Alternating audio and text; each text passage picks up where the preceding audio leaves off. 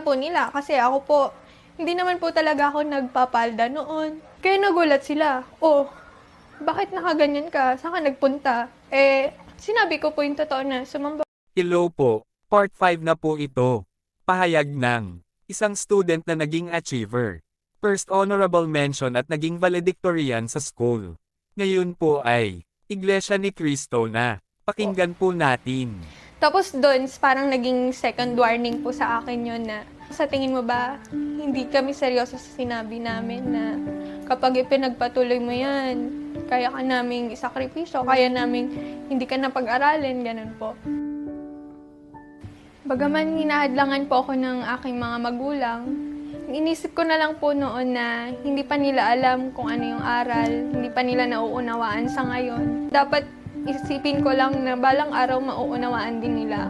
Just tinang nagtakda na sila po yung mga maging magulang ko, kaya hindi ko po inisip na mga masasama silang tao. January 31 po, 2015, tinulot na po ng Panginoong Diyos na tuluyan akong mabautismahan po sa loob ng iglesia. Sa wakas, gagawa ko na rin talaga yung mga tamang paraan ng paglilingkod. Sobrang sarap po sa pakiramdam na itinulot po ng Panginoong Diyos na marating ko po yung araw na yun. Lumuwas na po ako dito sa Maynila dahil malapit na pong magsimula yung klase po namin kasi that time po, magpa-first year college po ako. Dito po sa Sampaloc, yung boarding house. Year 2016 po, April, sa PE class po namin sa school, na aksidente po ako. Karoon ako ng tear sa ligament sa tuhod. Kailangan talaga ng surgery. Noong mga panahong yun po, merong aktibidad sa lokal na Pasugo Drive. Kaya meron po mga dumalaw na kapatid noon, nagdala po sila ng mga pasugo.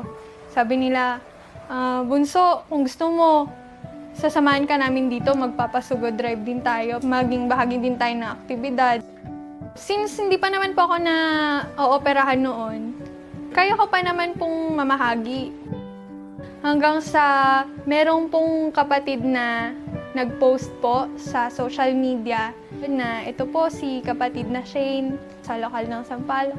Tapos, nalaman din po ng mga taga sa amin sa probinsya. May mga nagsabi po sa mga magulang ko na yun po yung naging paraan para malaman po ng mga magulang ko na tuluyan na nga po akong umanib sa Iglesia ni Cristo. Since nalaman po ng parents ko, ang pasya po nila nung mga panahong ngayon ay umuwi ka na dito sa Isabela. Hindi ka na talaga mag-aaral, ganun po.